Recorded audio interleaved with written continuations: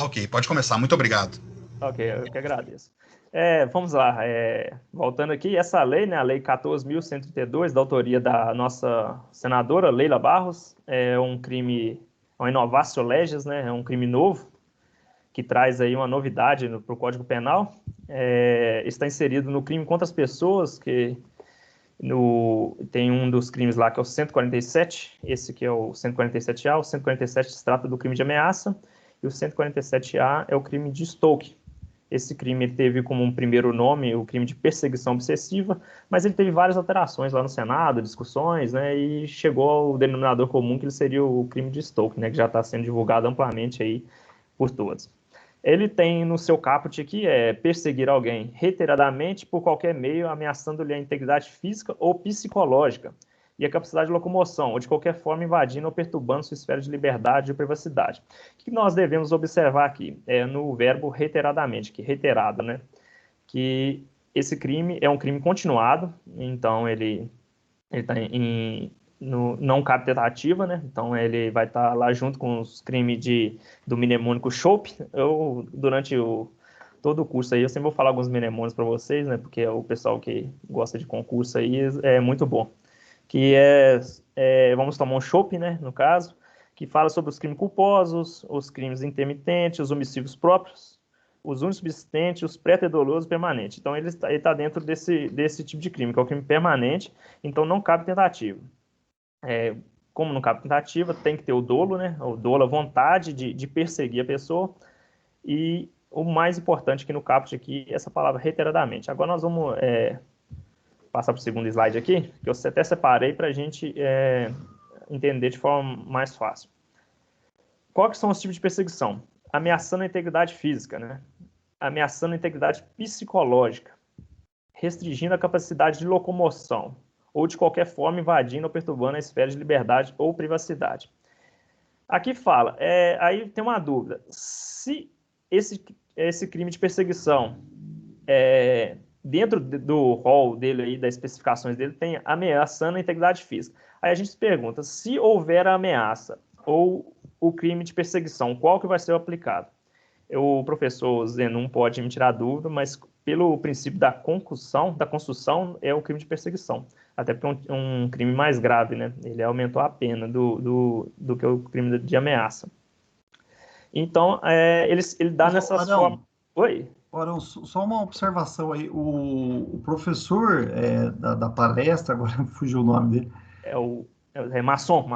o Marção, ele comentou que se a pessoa comete o crime de stalking, não impede cometer outro. Então, ela pode ser penalizada pelos dois, pela agressão e pelo stalking. Então, ela está perseguindo e, de repente, ela parte para uma agressão e gera uma lesão corporal ou um Justamente. homicídio, Aí, no qualquer caso coisa, aí, eles não são isolados, eles podem ser complementares, ela pode ser sim. penalizada nos dois artigos, no 147A e B, né?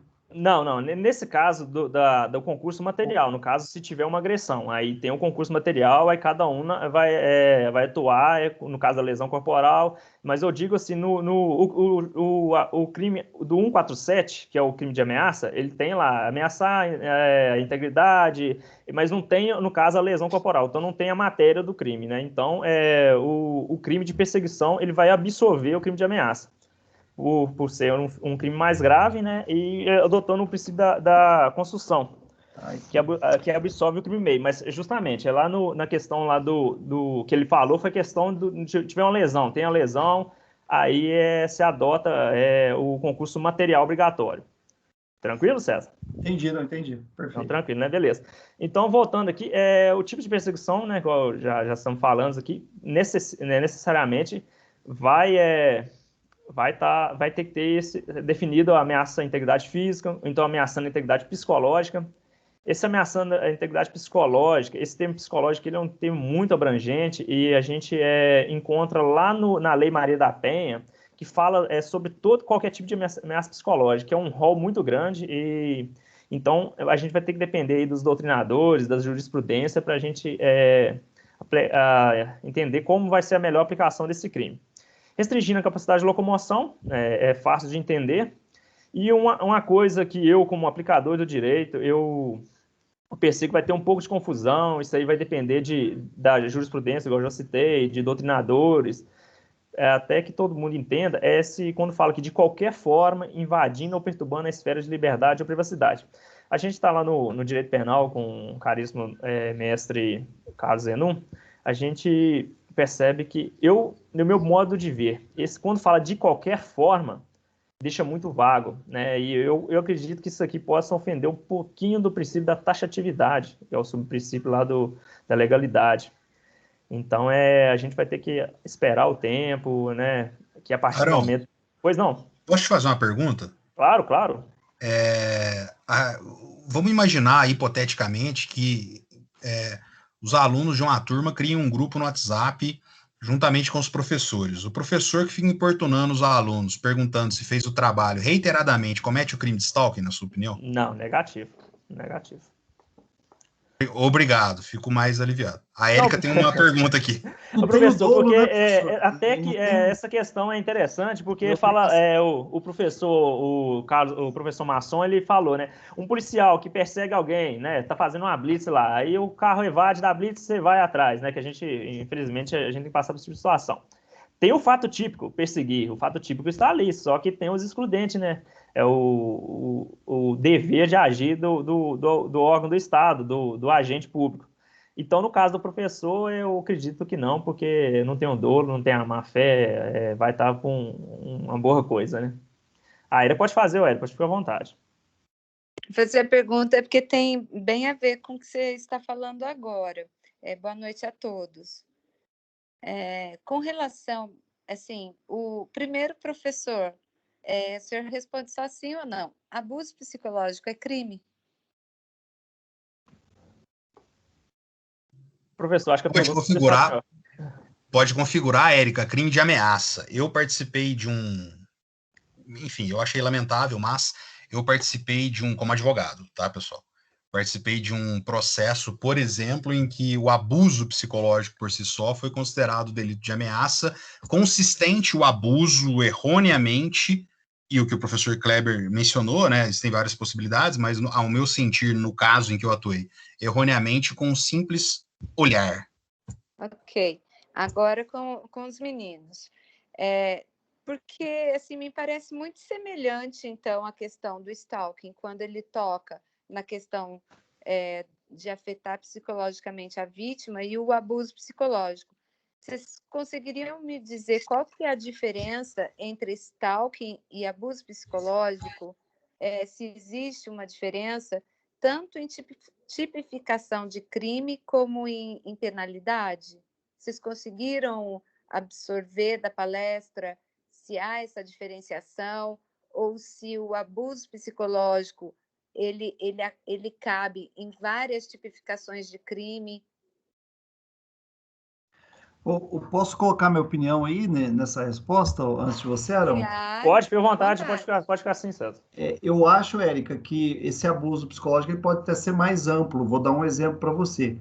No stalker, está tendo uma perseguição, uma pessoa via uma rede social, ou fisicamente, atrás da pessoa, e aí ameaçando essa integridade, que também é uma forma de abuso psicológico.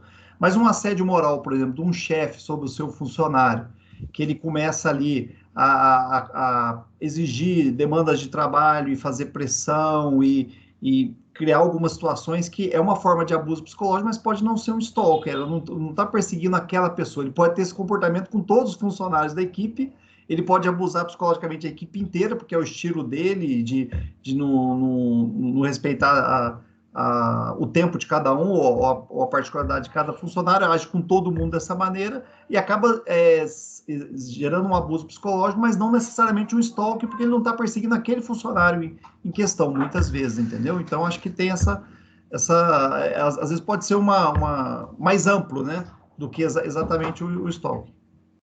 Eu não sei, a gente podia pedir para o William falar aí também, né, que a gente está monopolizando o debate, o William pode dar a contribuição aí. César, eu posso só fazer uma colocação, se você me permite? Sim. Na verdade, você falou, uma forma mais ampla, o Arão já tinha respondido essa questão quando ele mencionou exatamente a questão da especialidade do segundo tipo do 147A. Isso aí. Né? Então, na verdade, o 147A ele restringe, né?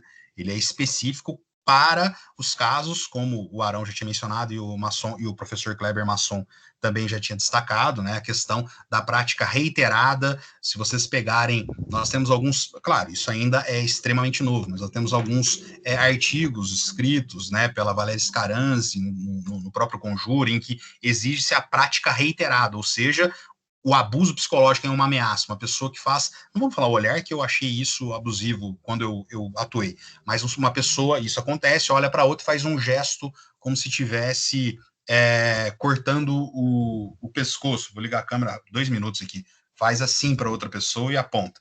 Obviamente, ela incorreu no crime de ameaça nesse caso. Agora, vamos imaginar que isso seja de forma, isso não se dê, mas se dê um abuso psicológico através do olhar, como ele mencionou, né? Fica olhando de binóculo, fica uma vez, 2 vezes, acompanha até o ônibus, de forma reiterada, ou seja, mais de uma vez, com esta possibilidade de perturbação da liberdade, da privacidade, que são os elementos do tipo, ali nesse caso já configura o stalking. Bom, Tá contigo, Arão, desculpa interromper.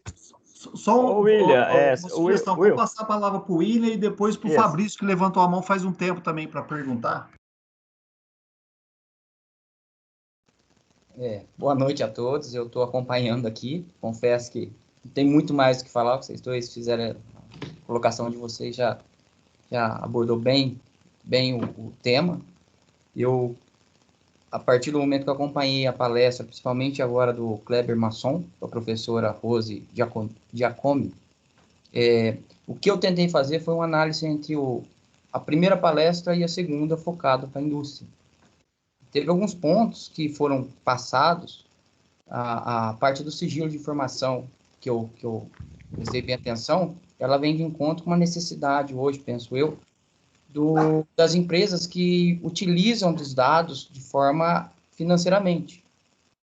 Eu não imagino hoje, e nem imagino no passado, uma empresa que tenha funcionários, eles já têm essa prática aplicada, a segurança das informações. Mas, na verdade, veio mais de encontro com essa prática que eles têm a partir dos dados que eles têm do cliente, praticar o próprio crime de como é que é o nome? Desculpa, stalking. O que acontece? Aquela empresa de cartão, aquela empresa que te liga todo dia de manhã, aquela empresa que reiteradamente te entra em contato. Porém, o que me chamou muita atenção foi o ponto que ele tocou, que na esfera criminal, as empresas, elas não são, como é que eu posso dizer? Elas não podem receber ações só na pessoa física. Elas não são criminalizadas, não são sujeitos né? nativos de crime, justamente isso. Só na esfera civil, apenas na parte ambiental. Justamente. Então, muitas vezes, a pessoa que está no telefone, o próprio funcionário, ele tem que tomar um certo cuidado com isso, porque ele pensa que atrás do telefone, atrás da função do cargo, ele pode exercer aquela determinada atitude e estaria coberto, mas não está. Na verdade, ele não se faz dessa forma. Um ponto que eu gostaria de abordar, que aconteceu muito comigo, é que o próprio sigilo de informações, muitas vezes, ela nem é da empresa. Teve funcionários meus que, às vezes, estavam naquele processo de aposentadoria, muito tempo esperando, aguardando, todo dia conversando comigo. Um belo dia chega e me fala, olha, acabei de receber uma ligação, ganhei um empréstimo aqui, você está fazendo. E de tarde, ele, de fato, chegava a informação. A empresa de crédito, no caso, a empresa de empréstimo, ela sabia antes dele. Então, essa legislação, se implantada e se funcionar, que é o que eu temo que não seja aplicável, ela vai vir de encontro com a necessidade mesmo da população. Eu passo muito por isso. Eu tenho muita vivência nesse sentido, porque eu ficava perplexo. Muitas vezes nessas investidas das financeiras, e eles terem acesso tão fácil aos dados do próprio cidadão. Mas, na verdade, vocês já explanaram sobre o assunto, eu acho que foi o que foi relatado nas duas palestras. Só tenho isso a acrescentar e ajudar vocês no que for possível. Tá ok? Só complementando sua observação, Will, uma das coisas que deixou nossa legislação meio capenga, porque o Senado aprovou a postergação das cláusulas de multa, porque a legislação no Brasil, se ela não tiver uma multa, ela não pega, né? O que você falou, se ficar só na esfera de exposição da empresa, de perseguições de ações civis, de danos morais, não funciona. Enquanto não aplicar essa multa, né, e isso funcionou muito bem na Europa, a GDPR, que é o Regulamento Geral de Proteção de Dados europeu, que saiu 2 anos antes, né, 2016, foi a primeira vigência, a primeira publicação, com efeito a partir de 2018. Ela traz multas pesadíssimas, inclusive, em alguns momentos, traz até possibilidade de crimes contra o representante legal da empresa, quando ela é acionada, né, a pessoa física do representante legal, do DPO, do carregado de dados lá na Europa.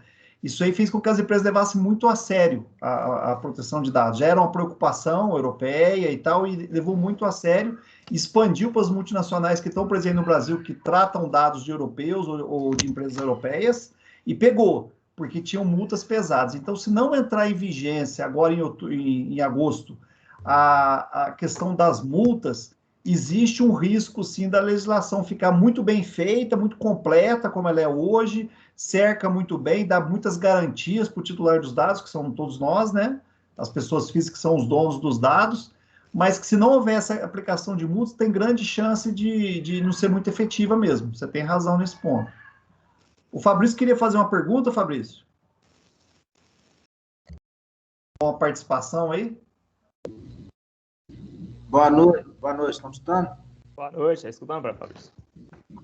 Boa noite, professor Zenon. Agora a cargo aí da palestra, o César, o Arão, o Will, a todos aí que estão nos assistindo. Na verdade, são duas perguntas. Primeira, a questão do stalking. Acho que até o professor Zeno pode falar, ou senão o Arão que está colocando. Quando falou que são duas, pode ocorrer até 2 delitos, no caso do stalking, mas vamos colocar que seja integridade psicológica. Num júri, sempre tem um agravante. Aí eu pergunto, qual seria o agravante do stalking? Se seria integridade física, integridade psicológica, o crime de stalking, para ter um agravante. Qual seria esse agravante? Essa é uma pergunta. Fabrício, no corpo desse crime, a gente vai falar das formas majorantes desse crime, né? Que são específicas. Vai estar falando sim, tá bem claro lá. Vai estar um pouquinho mais para frente. Se você não cortar, desculpa. Entendeu? No crime, ele já tem a forma majorada. Você quer abordar já, para não ficar no estilo de palestra, Arão, para ficar no estilo de pergunta e resposta? Você quer ir no ponto lá da criança, Justamente. Né? Ô César, minha tela está compartilhada ainda? Tá compartilhado, tá aparecendo. Pessoal, só para organizar, na sequência tem a Elaine e a Érica que pediram para falar, tá? Antes de responder então isso aí, eu vou. A Érica tinha feito uma pergunta sobre qual que se aplica, né? Mais para frente, na aula de Direito Penal do ilustríssimo professor Zenon, a gente vai ver sobre o princípio de especificidade. Entre duas normas, aplica a específica. Mas voltando aqui, Fabrício, aqui na frente fala aqui, ó, a pena é aumentada... Arão, você me perdoe, só uma colocação para já antecipar aqui para o pessoal? Claro. Como a respeito, você falou, bom, tem o princípio da especificidade, enfim, você acaba tendo, se você tiver uma norma específica, um eventual conflito aparente de normas, você aplica aquela específica ao caso. Por exemplo, para matar alguém, para cometer o crime do artigo 121, eu tenho que lesionar a integridade física de alguém. Eu não consigo matar uma pessoa sem lesionar essa pessoa de alguma maneira, ou envenenar essa pessoa, ou dar uma facada nessa pessoa, ou dar uma paulada na cabeça dessa pessoa. E aí o sujeito não responde por lesão corporal e crime de homicídio, ele responde pelo crime de homicídio. Por que eu não aplico a lesão corporal e aplico o homicídio? Nesse caso, porque eu tenho uma lei mais específica com a violação de um bem jurídico mais específico, que é o bem jurídico vida. Só para fazer esse esclarecimento aqui, para ficar mais tranquilo, beleza? Muito bom, professor. Segui aí, valeu.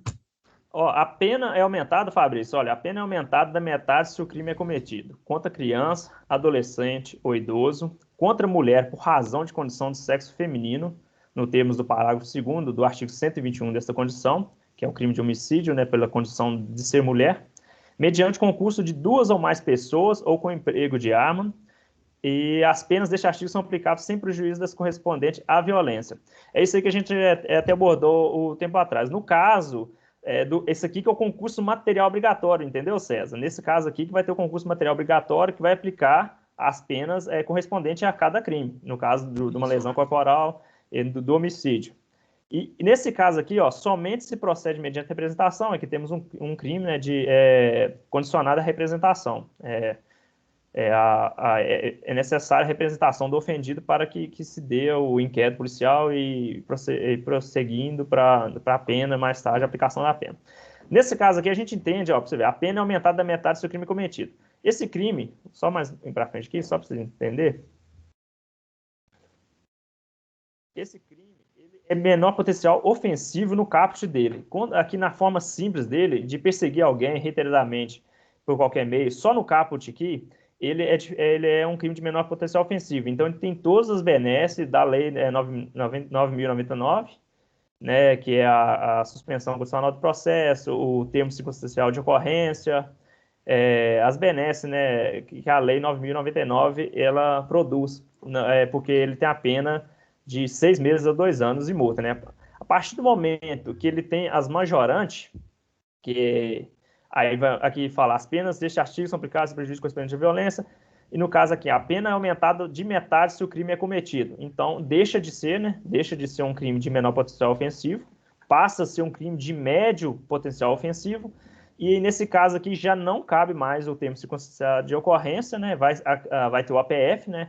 Imagine que uma mulher, né, uma situação hipotética, uma mulher, ela está sendo perseguida dentro da configuração aqui do crime do stalking, né, pelo seu namorado, né? Ele vai na casa dela várias vezes, reiteradamente, não deixa ela sair de casa. Se esse crime, no caso, não vai ter o TCO mais. No caso, a autoridade policial, no caso, em Minas Gerais, pode ser tanto aplicado pela Polícia Militar como pela Polícia Civil, não vai ter o TCO, vai ter que ser o APF. De toda forma, isso seria o APF também, porque estaria na Lei Maria da Penha. A Lei Maria da Penha também não admite as benesses da Lei 9.099. Conceitua TCO APF aí, que o pessoal não é da área não aí. A gente não tá sabendo o que é isso não. Muito bom, César. Desculpa, às vezes tipo assim, o maravilhoso dessa turma nossa é que todo mundo vem de uma outra área, são pessoas mais velhas, e essa turma eu acredito que sejam as melhores turmas de direito aqui da cidade de Itajubá, né? Impressionante. Então eu acredito que todo mundo, né, já tem alguma experiência, e então eu falo assim como todo mundo sabe, né? E eu acredito que todo mundo sabe assim. É a diferença do TCO. O TCO, ele é o termo circunstanciado de ocorrência, né? É um termo que a pessoa assina ele, e esse termo, ele funciona da seguinte forma. A pessoa, ela assume o compromisso de comparecer em juizado, né, quando for chamado. Ela assume o termo, ela assina e é liberada no momento, não tem a prisão em flagrante. Esse termo circunstanciado de ocorrência, ele é para as penas de detenção de até 2 anos de idade, as penas máximas até 2 anos, né? 2 anos de pena. E a partir do momento que passa a ser de 2 anos, aí cabe o APF, né? Aí o delegado de polícia, né, tem que ratificar ou então retificar, né, no caso, ratificar o flagrante, e a pessoa vai a preso mesmo. Não deixa de perder os benefícios da suspensão condicional do processo, né, porque isso aí já tem um outro requisito, mas deixa de ser um processo sumaríssimo, né, passa a ser um outro tipo de processo. Vamos dando continuidade. Beleza. Podemos, antes de continuar, vamos só ver a segunda pergunta do Fabrício para a gente liberar aí? Sim, César, muito bom. César, mediador, muito bom, cara. Fabrício. Arão, perfeito, viu, Arão? Pessoal na fila. Vamos lá. Já vou falar. Eu tenho que agradecer sempre ao Arão, que o Arão vem com esse negócio de chopp, vem com trem, tudo já fica focalizado. Agora até mais por lado do César. Como o Will até tinha comentado a respeito que não pode atribuir, né, o crime de stalking na empresa. E até vindo para esse lado dos danos. Como que seria, se caso uma pessoa queira incriminar, queira entrar com uma ação até de crime mesmo, num funcionário que a empresa foi colocada para fazer, como o professor na palestra passada colocou, o lance do Neymar, uma empresa de paparazzi foi colocado lá na casa do Neymar. A pessoa foi comandada por outra pessoa, né, pelo seu chefe. Como seria esse processo? Muito interessante essa pergunta sua, porque é relacionado com a pergunta que eu fiz durante a palestra e não foi respondido. Eu ia jogar aqui no debate para nós que o paparazzi, ele pode ser considerado um stalker porque ele está perseguindo uma pessoa para tirar fotos, um famoso e tal. Até onde vai o direito de imprensa e da imagem pública? Porque o famoso, ele tem uma imagem pública, ele não tem o mesmo nível de privacidade com a pessoa comum como nós temos. Tem a questão da vida pública, a discussão do político, que o direito de liberdade de imprensa, que as pessoas podem falar, entre aspas, mal dele, porque é uma opinião pessoal, porque ele é uma pessoa de vida pública. Então, se um paparazzi persegue muito essa pessoa, tira muitas fotos, publica, coloca nos tabloides e nos meios sociais, nas mídias, porque ele está dentro do direito de imprensa, do direito de liberdade de expressão, ele pode ser considerado um stalker ou não, entendeu? Então, tem uma fronteira tênue aí entre o direito de expressão, porque ele não está perseguindo, ele está fazendo o trabalho dele de cobrir a vida daquele famoso, por exemplo. Só que o famoso pode se sentir perseguido, porque todo lugar que ele vai, o cara tá ali, tá tirando foto, tá subindo no muro da casa dele, vai bater foto dele na piscina, etc. Então é um caso meio complicado aí nesse ponto, né? E respondendo a sua pergunta, eu também não tinha pensado dessa forma, mas o professor foi bem claro quando ele falou que a empresa não pode ser criminalizada. E podemos dar um exemplo que não tem nada a ver com essa discussão nossa, mas que a semana passada foi o julgamento, né? De um crime aí de 6 anos atrás, ou 5, não me lembro, que é da Boate Kiss, né?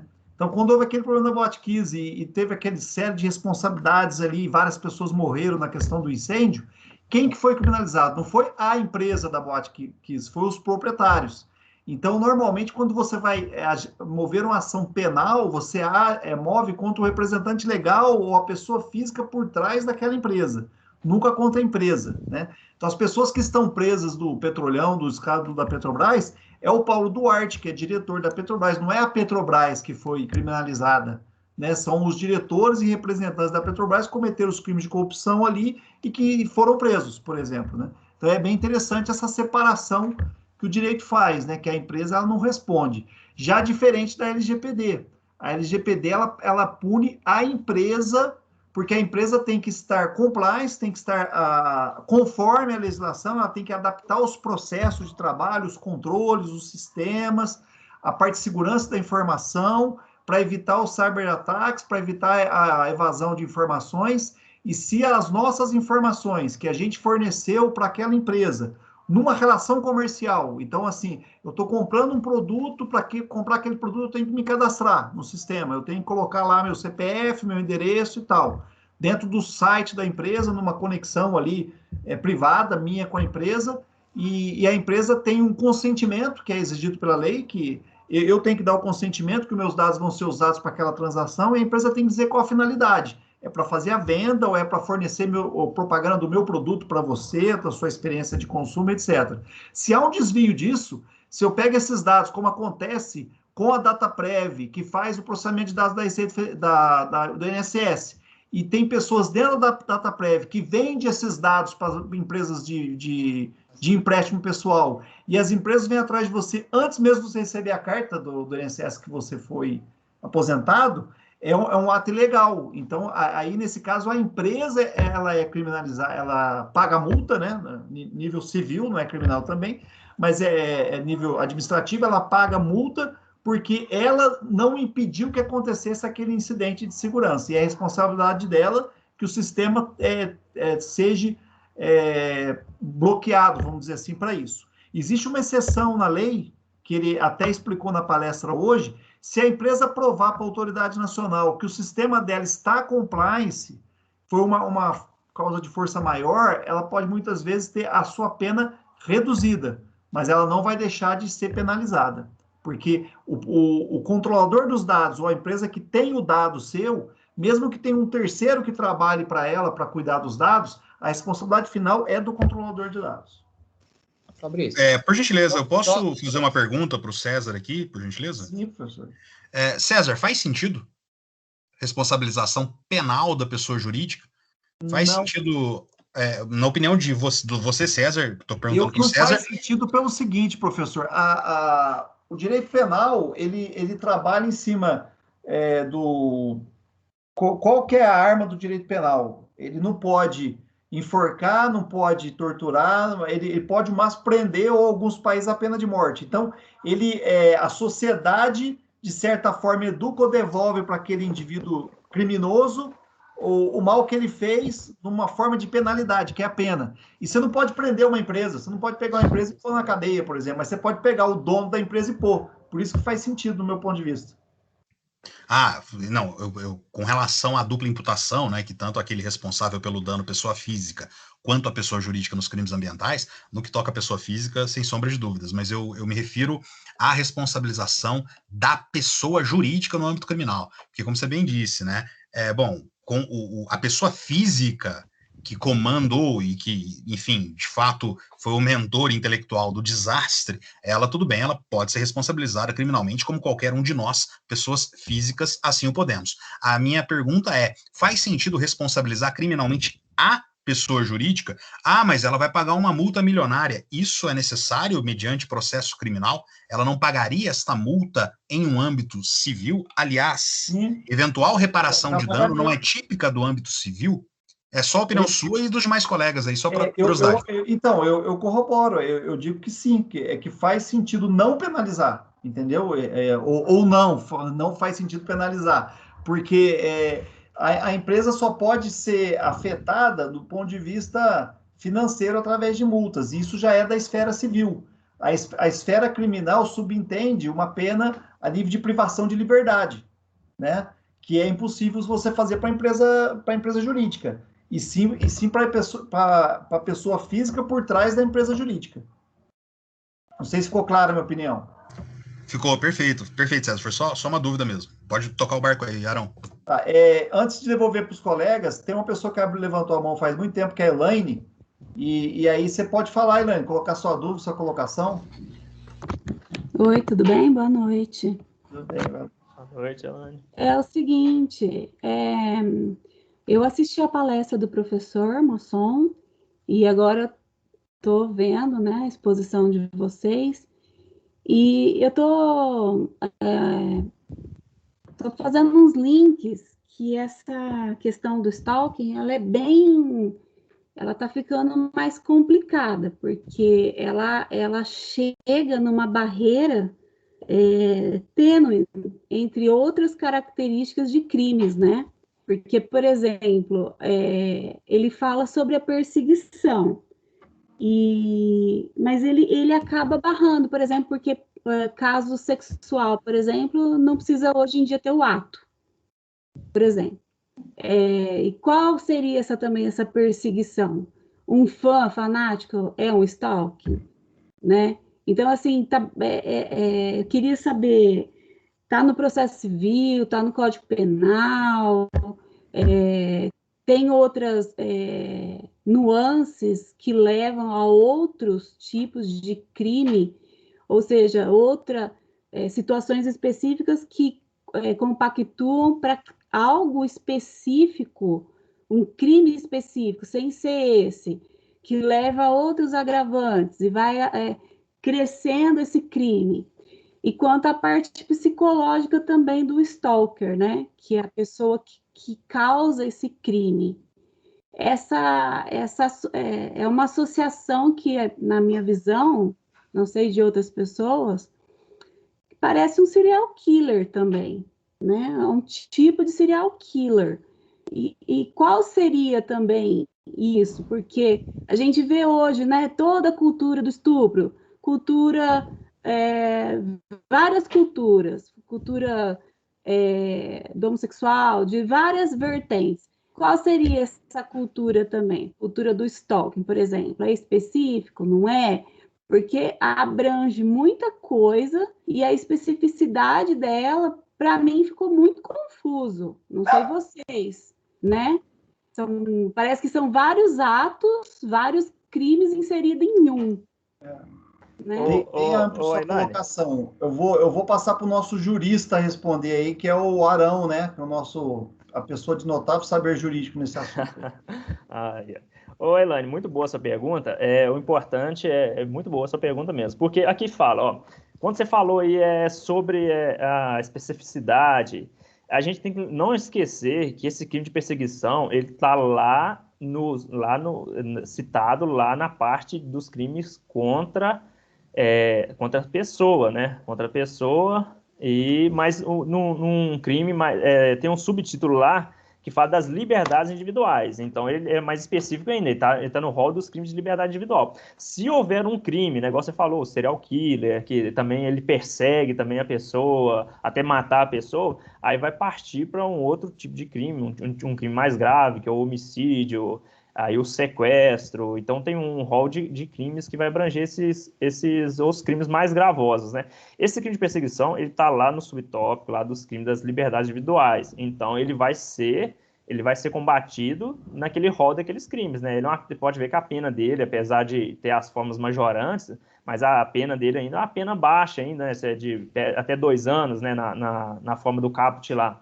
Então, com certeza, os crimes que, por mais que tenha ainda, no caso lá, quando a gente lê lá, de qualquer forma, invadindo ou perturbando a esfera de liberdade e privacidade, que é um rol, não é taxativo, então ele abrange realmente muitas áreas. Só que, se for um crime mais grave, ele vai ser combatido dentro daquele crime mais grave, né? Não vai ser no crime de stalking. O crime de stalking mesmo é contra as liberdades individuais, de uma forma, assim, que está bem descrita, né, que da forma reiterada, ameaçando a integridade psicológica, restringindo a capacidade de locomoção, desde que não seja crime mais grave. Mas isso quando só um minutinho, pessoal. Pessoal, só um minuto. A Maria Lúcia não falou ainda. Vamos na ordem, por favor. Não, sou eu ainda que estou falando, César. A Elaine, tá bom, Elaine. Tá? Arão, quando a gente tem comprovação, é uma coisa. Quando é apenas uma perseguição, uma pessoa fanática, que, por exemplo, está andando na rua e te persegue, você é policial, né? Ele vai te persegue, fica te perseguindo porque ele é seu fã, tá? Ele tem você como uma referência. Como provar isso? Ele pode falar que não, ele pode virar para você e falar assim, não, você tá uma pessoa, imagina, você tá, nossa, entendeu? E por isso que eu até perguntei a questão psicológica da pessoa. Psicopatismo, por exemplo. Arão, você me permite só eu fazer uma colocação rapidinha aqui antes de você voltar? Claro, professor, claro. Porque daqui a pouco o nosso chefe aqui, ilustre, vai entrar aqui na reunião, já me comunicou, e daí ele não deixa eu falar mais. Então, só vou fazer uma pontuação rápida. Elaine, esse crime de stalking, você mencionou, bom, são vários crimes até chegar. Na verdade, as ações, elas não necessariamente precisam constituir crime, mas a prática reiterada dessas ações, elas provocam, por exemplo, uma lesão à integridade psicológica de uma pessoa, que salvo engano, o Masson citou esse exemplo. Você curtir uma foto ou fazer um comentário, um galanteio em uma foto é algum tipo de crime? Nenhum crime. Linda, quem já não viu isso em foto, né? Aparece lá a foto, o sujeito vai lá e coloca linda. Isso é crime? Não é crime. Mas não é crime? Não. Mas vamos imaginar que o sujeito faça esse tipo de curtida de coraçãozinho e mande um linda para aquela mulher específica durante 1 milhão de vezes e manda coraçãozinho respondendo story, e a mulher fala, olha, eu não quero mais, eu bloqueio o sujeito cria um outro perfil fake e continua. Percebam que este ato por si só e de forma isolada, ele não é crime.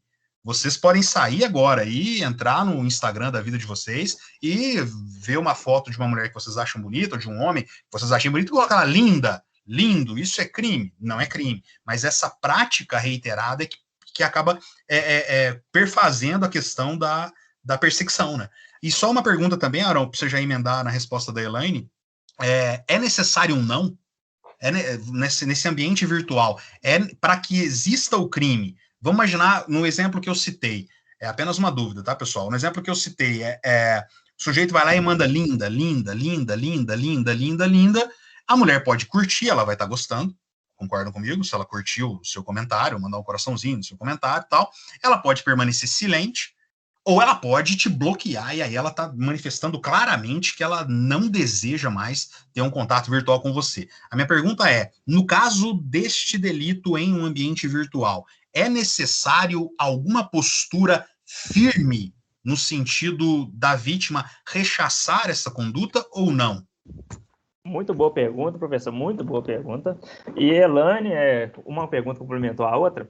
O importante desse crime é a questão do dolo, entendeu? Eu consultei uns colegas meus, tem que já está no meio jurídico já há algum tempo também, eu vi algumas outras palestras, por isso que o dolo é importante nesse crime. E respondendo o professor, não necessariamente não precisa a pessoa dizer não, desde que a pessoa se sinta, ela não precisa nem conversar com o criminoso em si, com o stalker, né? Não precisa falar nada com ele. Mas também é um outro fato, é um crime que necessita de representação, é uma ação pública condicionada à representação.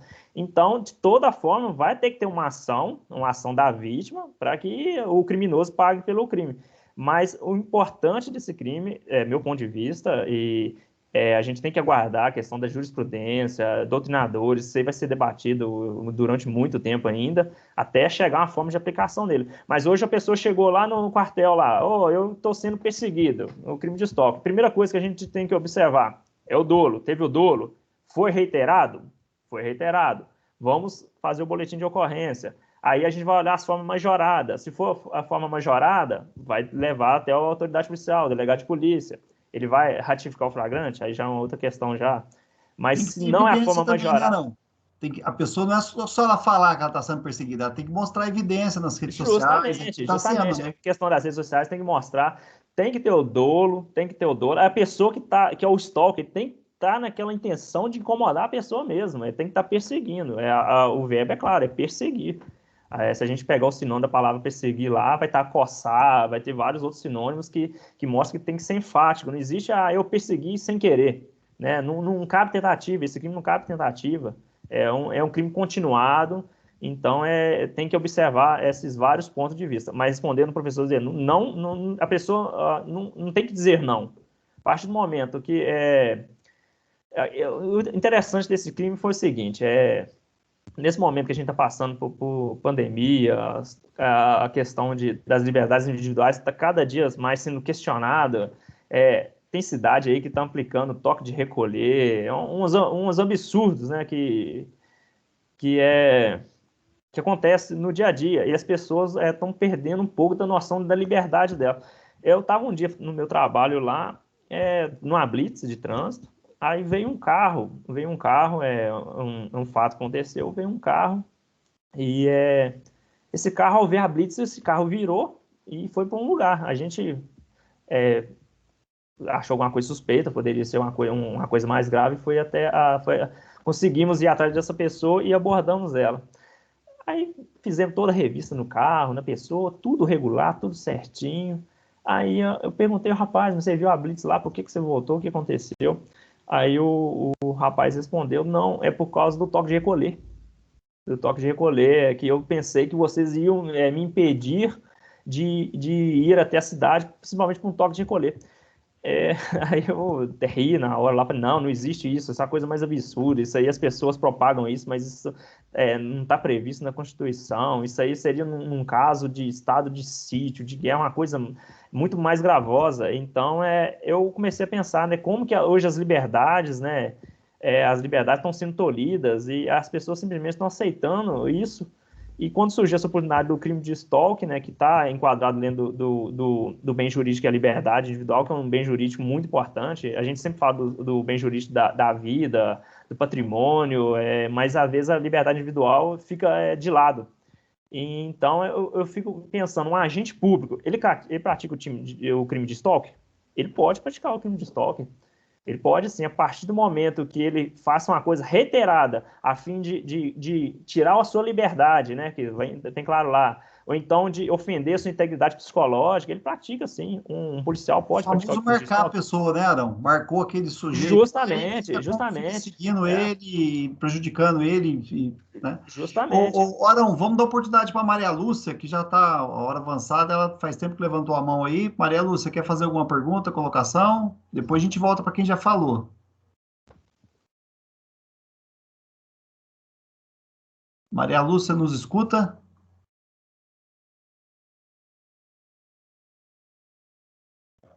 Acho que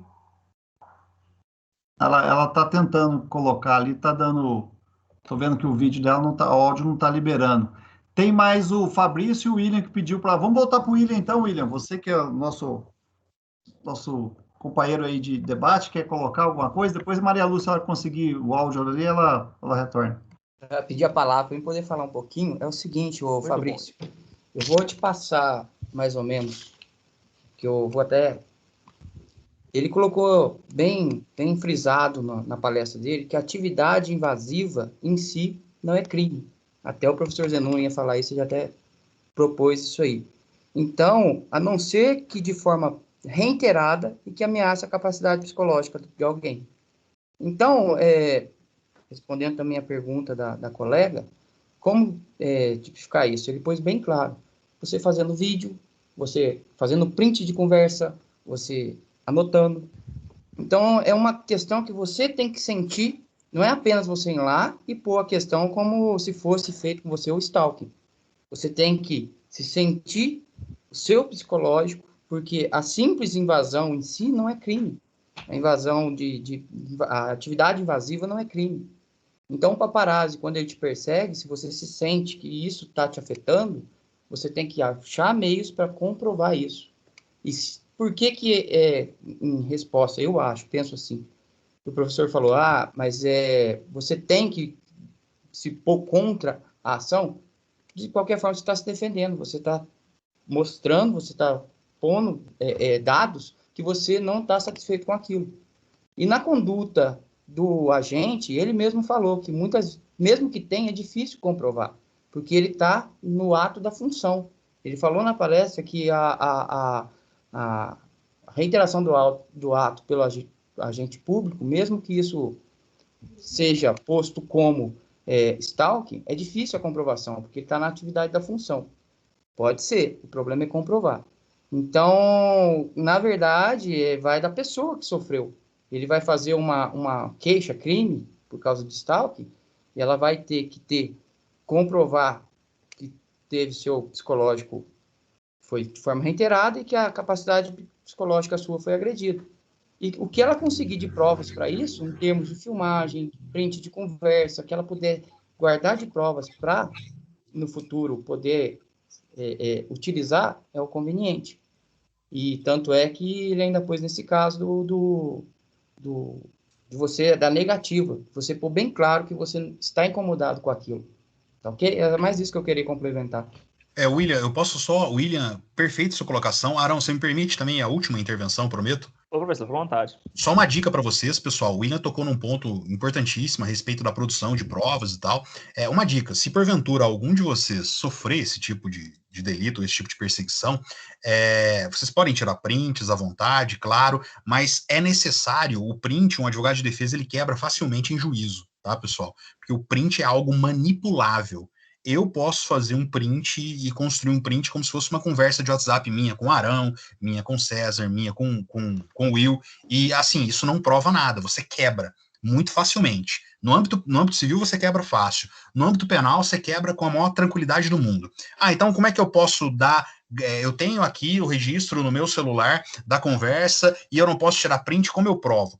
Vocês têm que se dirigir até o cartório e façam o que se denomina de ata notarial. O que é ata notarial?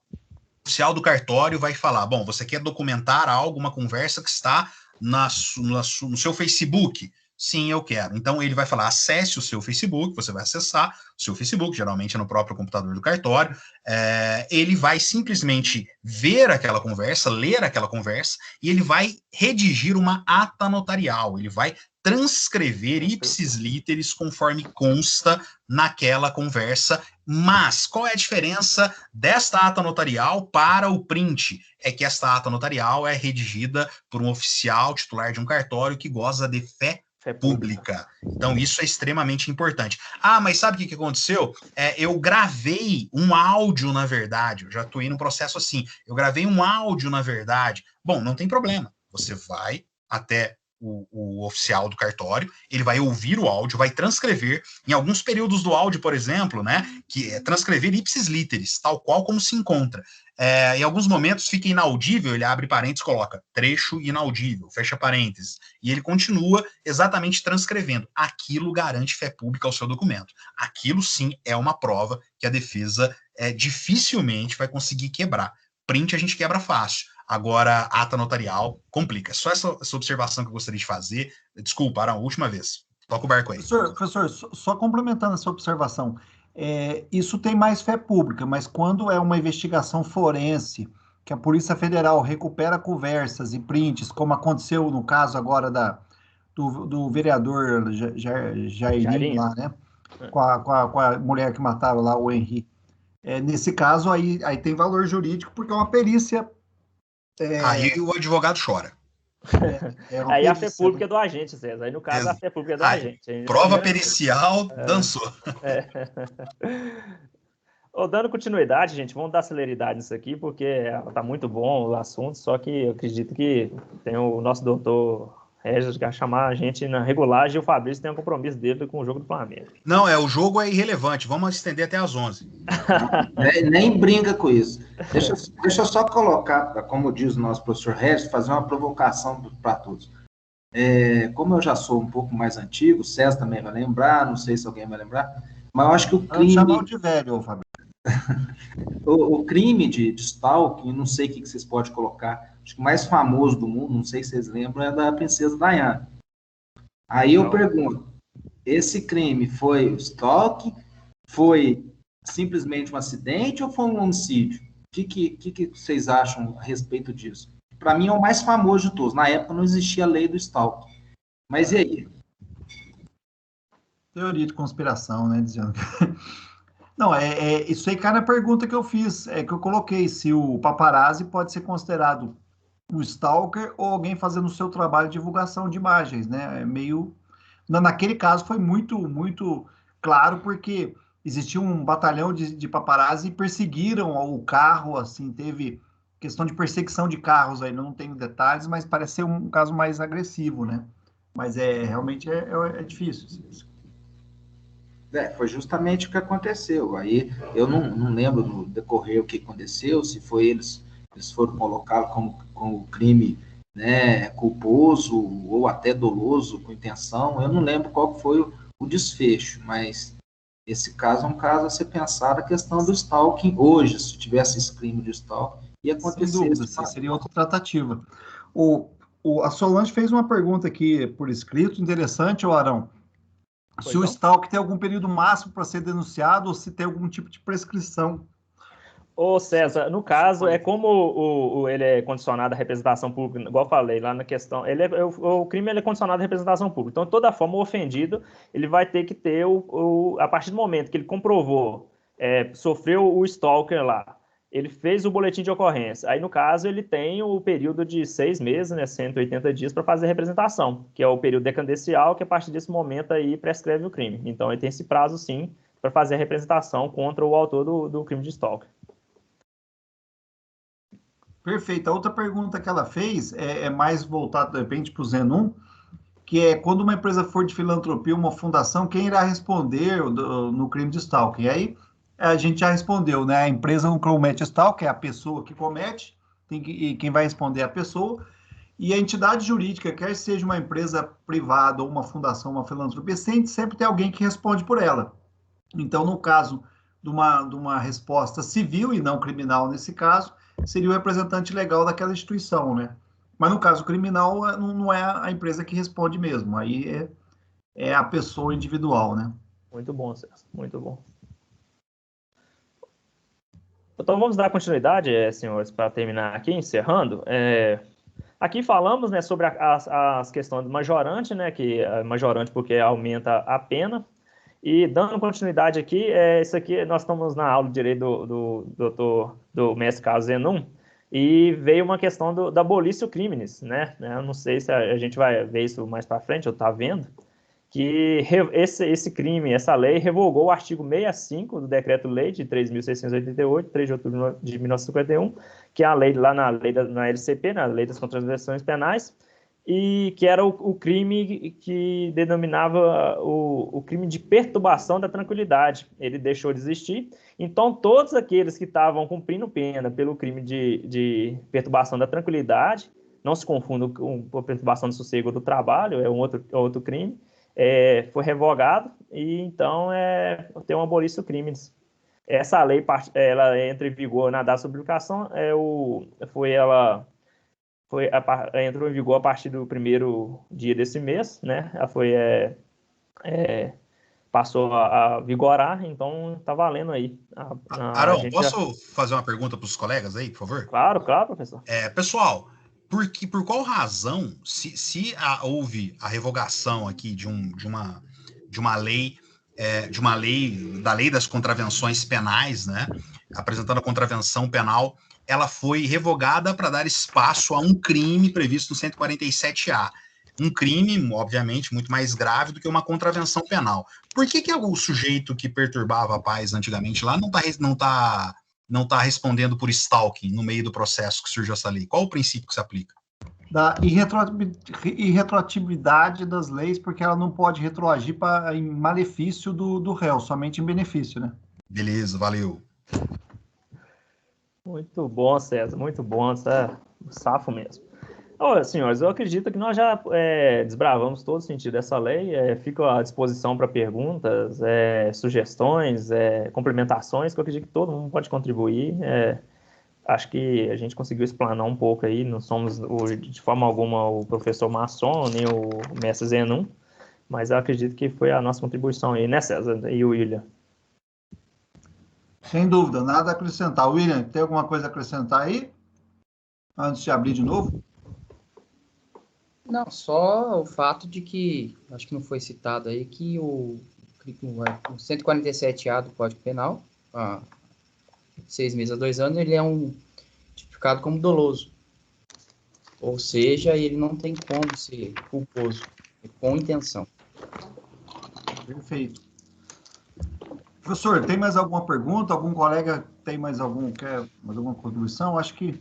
César, eu achei fantástico. Agora eu acho que a gente vai, como eu falei, eu deixei vocês à vontade, né? Professor Regis, estou vendo que entrou agora, não fiz nenhuma intervenção na apresentação dos colegas, então não posso ser repreendido por isso, né? A primeira participação minha aqui na aula, viu, professor Regis? Então, bom, eu só tenho que parabenizar a todos vocês pela brilhante explanação, enfim, o Arão muito didático, o César extremamente didático, as perguntas dos colegas, a participação do William, a participação da Érica, da Elaine, enfim, a turma foi, como sempre, fantástica. Eu só tenho que parabenizá-los pela competência na exposição dos argumentos. Vocês são uma turma, além de muito inteligente, muito articulada, vocês têm uma competência ímpar na transmissão dos dados, das informações, do conhecimento e na promoção dos debates. Fico muito feliz sempre com isso, foi uma honra poder participar e aprender um pouco mais com vocês sobre esses dois temas tão importantes. Obrigado, professor, obrigado pela oportunidade. Obrigado, professor. Foi muito, muito bacana, parabéns ao Arão, preparou muito bem a parte de exposição de motivos aí da lei em si, né, a explicação. Nós aprendemos muito aí juntamente com a palestra do professor, né. E o assunto do LGPD não está esgotado, na sexta-feira tem mais uma parte aí falando mais da proteção dos dados pessoais, né? É um assunto muito extenso também para a gente tratar, com um foco um pouco diferente, mas eu agradeço, eu gostei das duas palestras, tanto a da tarde, do LGPD, quanto essa agora do começo da noite, né? E também com relação ao ciclo de palestras, ontem eu saí um pouco mais cedo da palestra que o Gustavo estava fazendo com a Érica, né? Até justifiquei depois para eles lá, porque eu assisti a palestra Saúde Mental, foi muito boa, gente, muito boa mesmo, gostei muito da psiquiatra, da psicóloga que falou de saúde mental na pandemia, altíssimo nível, a das 9 horas da noite. Então tem sido muito boas as palestras da Croto, acho que tem contribuído muito aí, e temos bastante coisa para aprender aí nesse período. Pessoal, boa noite a todos vocês, peço desculpas aí pela demora, tinha outro compromisso. Só pela forma como o Zenum está fazendo os elogios aqui, eu não tenho a menor dúvida da capacidade de todos vocês que se empenharam, né, e se digamos, nomearam para poder fazer as atividades, né, eu achei isso muito importante. Agradeço ao Arão, principalmente, eu acredito que o William e César participam sempre na aula, o Arão sempre fica um pouco mais escondido, mas gostei de ver a sua atitude, Arão. Eu acho que quando a gente gosta de fazer um tema que é sensível, né, à área de atuação, dá gosto da gente poder falar. E é perceptível aí, pelo pouco que eu vi aqui você falando como você se empenha, né, em relação ao estudo dessa temática e como seria importante, né, se todos os nossos profissionais, né, os colegas, né, que você tem de profissão, se empenhassem em conhecer como você se empenhou, né, em conhecer sobre esse tema, e com certeza até a atuação junto à população, ela seria muito melhor do que a gente, infelizmente, né, como a Érica estava falando na palestra de ontem, assim como nós temos bons advogados, nós temos maus advogados, bons professores, maus professores, infelizmente, nós temos bons policiais e temos maus policiais, né, que não sabem utilizar nem honrar a farda. Então, fica aqui o meu agradecimento especial, né, a você e a todos os seus colegas que se empenharam aí nessa palestra. Eu acho que isso faz com que vocês saiam um pouco dessa zona de conforto, né, simplesmente de ficarem como ouvintes, né, praticar um pouco essa questão de receber a informação, interpretar e depois passar isso aos seus colegas. Isso com certeza fomenta um aprendizado ainda maior, né? Seria muito interessante se nós conseguíssemos fazer mais eventos como esse que nós estamos fazendo essa semana, sobre temas, né, que eventualmente a gente entendam pertinentes ao longo do semestre, para justamente envolvê-los, engajá-los nesse projeto, porque temos aí um curto espaço de tempo, e guardem isso que eu estou falando, é um curto espaço de tempo, que são esses 5 anos que estaremos juntos, e passa muito rápido. Então, quanto mais a gente se engajar nesse projeto, né, mais resultados nós iremos colher com isso. Então, mais uma vez, parabenizo, né, a todos vocês, agradeço ao professor Zenon por essa participação. Eu vi aqui que do momento que vocês abriram a fala, quem não teve a oportunidade de falar foi só a Maria Lúcia. Maria Lúcia, você retornou com o áudio? Eu queria até voltar nela, professor, bem lembrado. Então, isso. Eu abri o vídeo, o áudio. Você está com a gente, Maria Lúcia? Talvez não. Mas não tem. Não tá não estou vendo ela aqui na lista. Bom, senhores palestrantes, algo que colocaram um ponto aqui que eu achei muito bacana também. O nosso ilustre Arão tá de gravata, rapaz. Olha só o que faz o curso de Direito, você viu? Como é que tá elegante o homem? Que coisa sensacional. Eu coloquei no grupo ali, doutor Regis, eu tentei, mas a pandemia não permitiu, não tá fechando mais, tem que... Não sei o que aconteceu com as camisas, que elas encolheram aí durante a pandemia, então não deu certo a gravata. César, esse é um problema que está atingindo todo o Brasil. Eu estou sofrendo o mesmo problema. Está encolhendo, a gente não sabe o que é isso. A única coisa que deixa satisfeito, o Will, eu estou vendo ele muito próximo da câmera, mas eu acredito que os 2 vikings que nós temos na turma, um deles é o professor Zenon e o outro é o William, né? Nós temos 2 vikings na turma aqui. Então, isso ajuda bastante para a gente poder estudar um pouco desse período do direito. Eu acho que é viking mesmo, porque quem gosta de uma briga, viu? Nunca vi gostar de brigar igual o Will, é um viking... Na verdade, César, a gente não é nem brigar, como o professor fala, né, debater ideias. É que às vezes fica um pouco mais ríspido a conversa, mas nada que a gente não consiga contornar. Democraticamente. Perfeito. E não, para mim chegar até no professor aí, eu vou demorar um pouquinho, porque a minha barba não é tão... Na verdade, aquilo ali chama relaxo, né? O nome daquela barba ali do Zenon chama relaxo. Você fala que mas tudo bem. Pandemia também. Só uma coisa que vocês falaram de vikings aí, né? Então, ou seja, quem fica curtindo todas as fotos da Catherine Winnick, né? A famosa Lagertha da série Vikings Imortal, enfim, podem parar de ficar curtindo aquela foto publicada. Toma cuidado com o direito à religião, a discriminação, que às vezes o Zenon é muçulmano, a gente não sabe que a barba dele tem outras motivações, né? Tem que tomar cuidado. Eu acho que ele tá igual o outro professor, a carequinha em cima tá semelhante, viu? Pessoal, brincadeira da parte. Eu sei que todos vocês aí, né, têm os seus compromissos, agradeço, né, imensamente todos vocês por terem cedido parte do tempo de vocês além, né, do horário. Agradeço aí César, sei dos compromissos, Arão, também o William. Sei que todos vocês estão no ápice, né, do serviço, todos aí extremamente comprometidos, mas ainda assim aceitaram esse desafio. Muito obrigado, fica aí o meu reconhecimento e agradecimento. No mais, passo aos senhores, então, para as considerações finais, né, fiquem à vontade na ordem de quem vocês queiram fazer, mas eu passo para vocês fazerem as considerações. Essa oportunidade de passar a palavra para o Will com o Arão aí, foi muito legal, a gente aprendeu bastante com todas as palestras, tô desde as 5 horas assistindo palestra aí, né, valeu muito a pena, e a gente continua aí trocando ideia, brincadeira à parte aí, Will, acho que vale muito a pena sempre ter pessoas com opiniões diferentes para poder agradecer o debate, se todo mundo pensasse igual, não teria graça, né, a gente estudar, né, então acho que o caminho é esse mesmo. Um abraço a todos aí e muito obrigado pela oportunidade.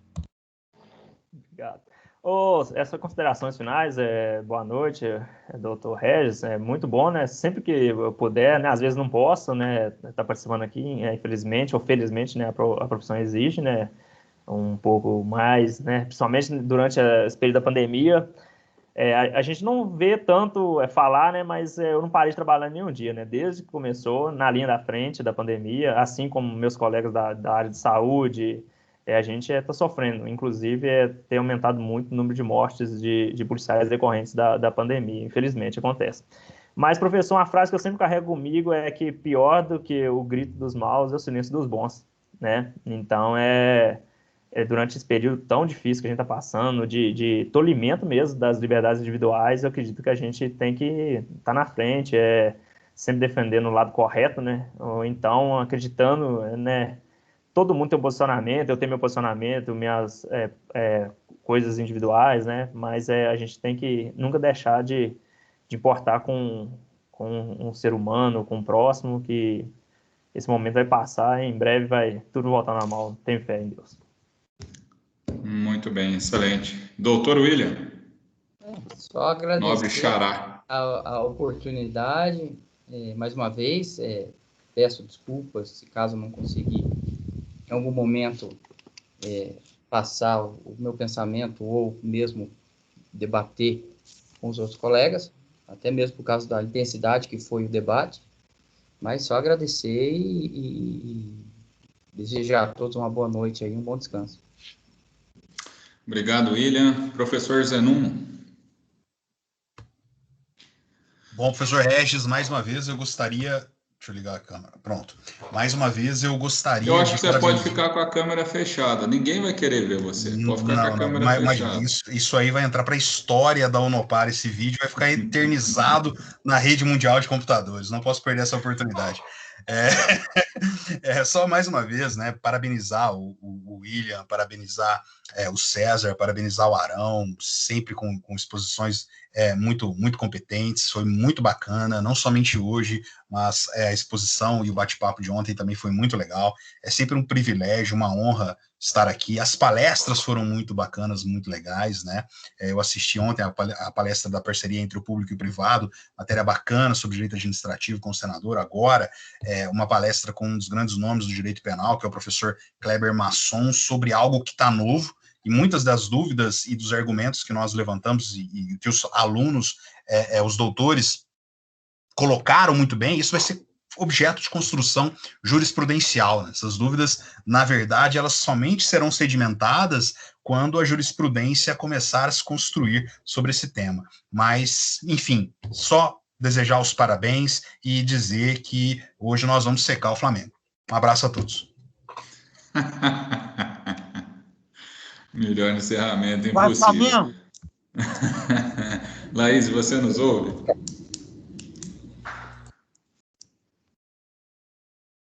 Sim, professor, estou aqui. Vamos ao nosso sorteio, então, Laís. Você que é a moça aí do nosso sorteio. Vamos lá, vou mostrar os livros. É só para saber, Laís, como é que tá o cheiro verde aí? O Palmeiras tem Mundial, sim, de 1951. E copinha? Tem copinha? Não, vamos copinha lá. Não. O pessoal fala que 51 é pinga, não sei, não quero me meter no assunto. Não, mentira, é Mundial. Primeiro livro, Revista Síntese, licitações, contratos, muito bem. Isso, e o manual. Manual de Direito Processual do Trabalho, Mauro Schiavi, muito bom também. Professor Regis, só interrompendo o senhor um segundo, e a Claro. Laís também, eu entrei na lista que eu assinei lá agora, a lista de presença, então refaz aí a contagem aí para mim participar também, por gentileza. Tá, João? Perfeito. Todos assinaram? Que a Laís faz o sorteio novamente ali. Vou fazer aqui. Pode fazer. Uhum.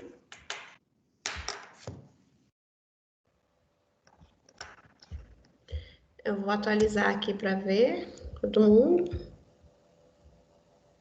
Deu 37. Então, a gente vai aumentar mais 2 aqui. Ok. O primeiro é o 11. Certo.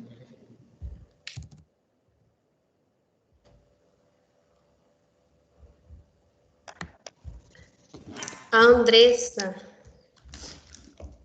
Andressa, você nos ouve? Sim.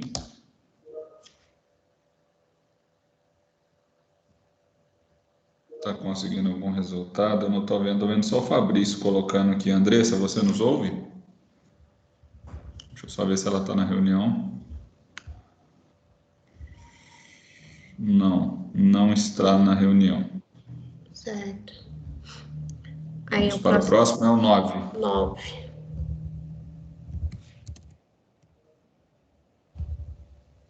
O Alberto. Alberto, você nos ouve? Sim, professor.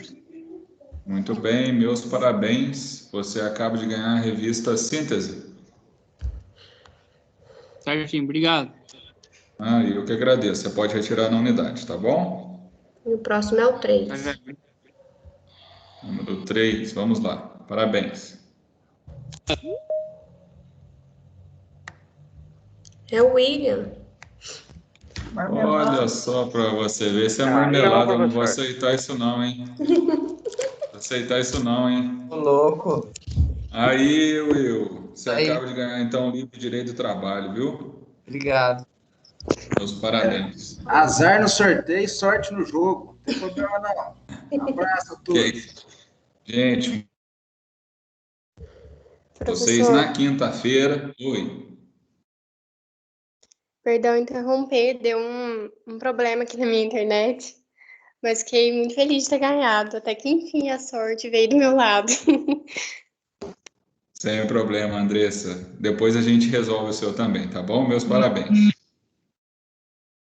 Tá joia, obrigada. De nada. Pessoal, na quinta-feira, então, só para finalizar aqui com vocês, nós teremos palestra, a palestra indicada para vocês é das 9h30 da manhã. Nós temos da responsabilidade civil aos princípios constitucionais no direito de família. E às 19 horas, nós teremos resiliência durante crises, a importância de não desistir dos estudos, tá? Após essa palestra às 19 horas, nós teremos então, como expositores responsáveis da noite, o doutor Fabrício e a doutora Anne. Tudo bem, pessoal? Desejo a todos vocês aí um excelente feriado. Aproveitem para colocar as atividades em dia. Não vou falar bom descanso, não. Aqui eu sou exigente, eu aproveito para colocar as atividades em dia. E nos vemos, se Deus quiser, na quinta-feira, tá bom? Boa noite, bom Grande feriado. abraço a todos vocês. Até mais, gente. Boa noite, pessoal. Um abraço. Parabéns a todos. Boa noite a todos. Boa noite, professor.